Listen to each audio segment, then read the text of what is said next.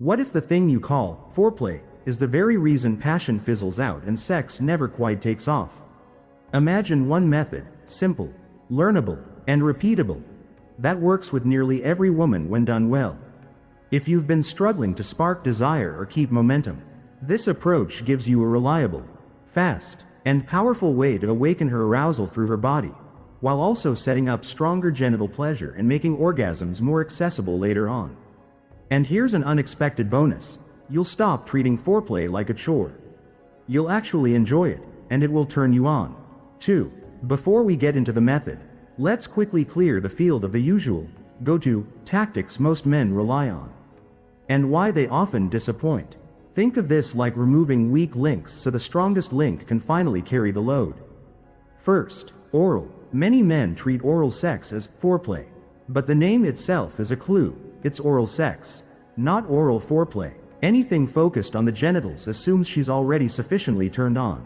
Without that foundation, she may feel pressured, understimulated, or simply less sensitive than she could be. Does that mean oral is off the table? Not at all. It's a wonderful experience for many women. Just use it as a late-stage bridge once arousal is already rising, not as the starting gun. Second, light sensual touching. A feather-soft brush can be sweet, but on its own it's usually too mild to create the strong, whole-body activation she needs. Many men alternate between hesitant, wishy-washy strokes and clumsy, grabby handling, neither of which reliably builds arousal. Pleasant? Maybe. Powerful? Rarely. Third, massage. This is the eternal debate. Massage is fantastic for relaxation, not arousal. It helps because it calms her nervous system and reduces stress about being rushed into penetration. But as an arousal technique, massage is typically too slow, too long, and too disconnected from the natural rhythm of sex. Great for melting tension, not great for lighting the fuse. Fourth, mental stimulation, talk, fantasies, dirty texts. These can be exciting, but they're notoriously inconsistent. You're always fishing for the next new thing, and half the time she's already in her head. More words can push her even further into thought. Arousal that stays in the mind doesn't always translate to the body, leaving her wondering, why don't I feel more? So if these common strategies are shaky ground, what actually works? Here's the method. Full body flow. Picture this as a living embrace. Your whole body draws near and stays near, chest to chest, stomach to stomach, hips, legs, arms, hands, your face, flowing across the landscape of her body with presence and intention. You move in a continuous, gentle tide, savoring her curves, her skin, her scent, the warmth under your palms. Your hands don't retreat. Your face doesn't hover at a distance. Your attention doesn't fracture. You hold, you glide, you kiss, you breathe, you read her reactions, and you keep the connection alive. Not mechanical, not scripted, fully present. Why does this work so reliably? Several reasons converge into one powerful cocktail. 1. Massive contact equals massive sensation. It's like one giant, caring hand covering her entire body, instead of a single fingertip giving her 2% of what's possible. Full body contact pours stimulation into many places at once. The nervous system lights up faster when multiple regions are engaged simultaneously. 2. She feels deeply desired. As you move over her curves with appreciation, not rushing, not getting it over with, she experiences herself as attractive, wanted, and celebrated. That perception alone is a profound turn-on. 3. Intimacy plus sensation. Close contact creates closeness, psychological and physical. She feels held, cared for, safe. That safety makes her more receptive to stronger, sexier sensation. The blend of emotional warmth and erotic stimulation is exactly what many women need to unlock desire. 4. Contained by your grounded presence. When you guide with steady confidence, never pushy, always attuned, she can relax into being handled in a way that feels good to her. That experience of being guided with care can be intensely arousing.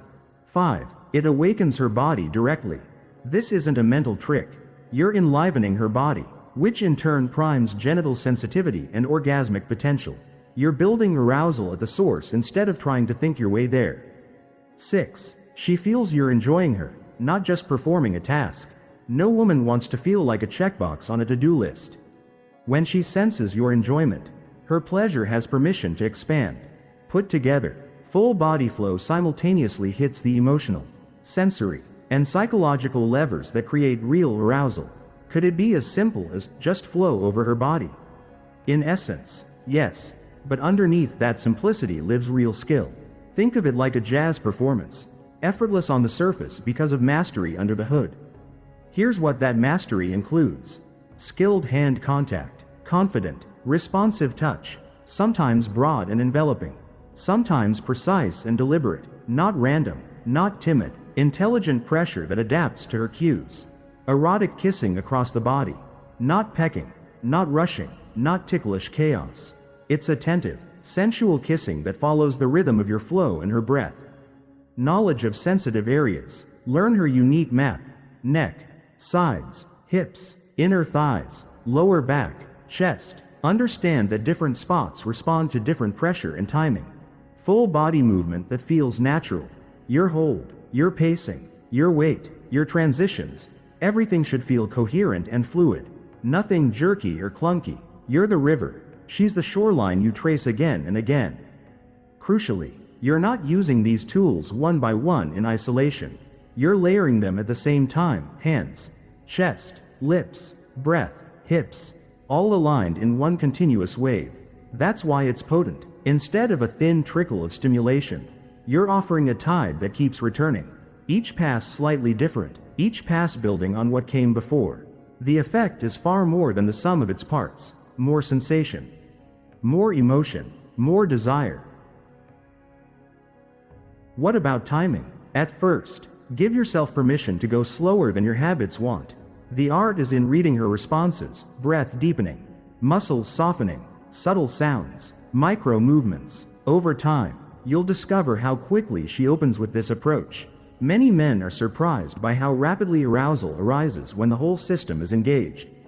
For women who've struggled to get turned on, this method can shorten the runway dramatically.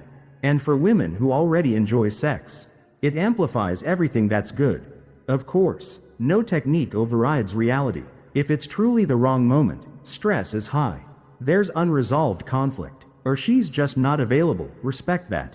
Consent and emotional context aren't nice to have.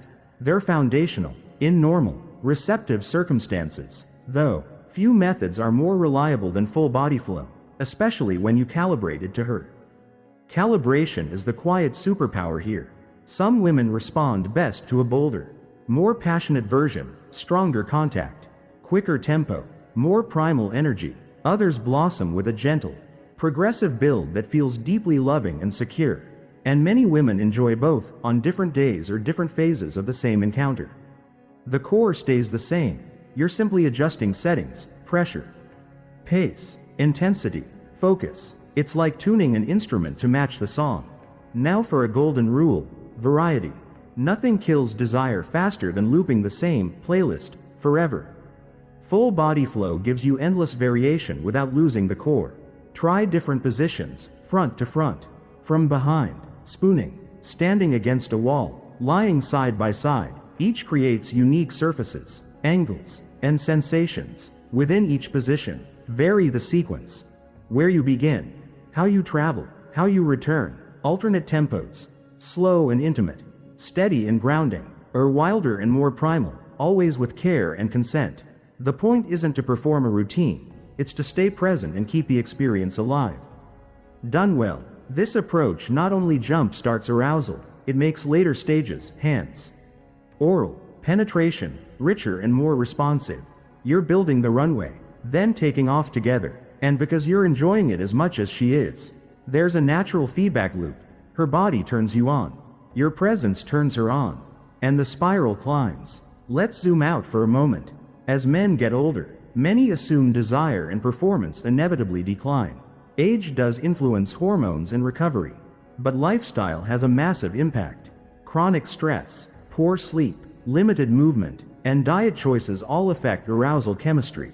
And yes, how you masturbate matters more than most men realize. Here's a common pitfall: the death grip. That ultra-tight, Vice-like pressure paired with high-intensity visual stimulation sets an unrealistic bar for your brain and body.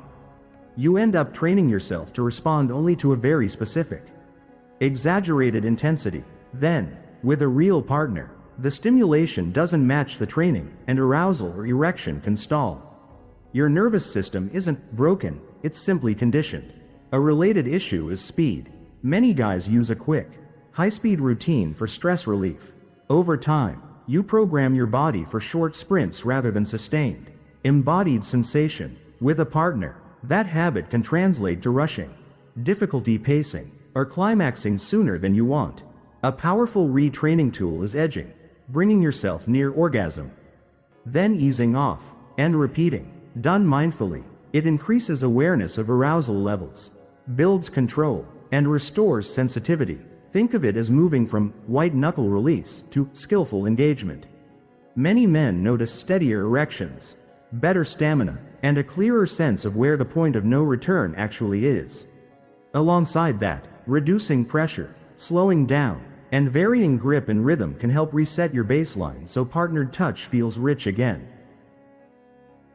Remember, your genitals aren't a separate machine. They're part of an integrated system with your brain, emotions, hormones, and daily habits. If one part is off, chronic anxiety, poor sleep, constant scrolling, zero movement, the whole system feels it. The Stoic approach here is simple and powerful. Control what you can control. Train your responses, refine your habits, and align your actions with the outcome you want. Bringing this back to full body flow. Here's how to put it into practice. Start with presence, not a plan. Breathe with her. Touch with intention. Let your body stay in contact rather than poking and retreating. Use pressure like a language. Broader holds to ground her.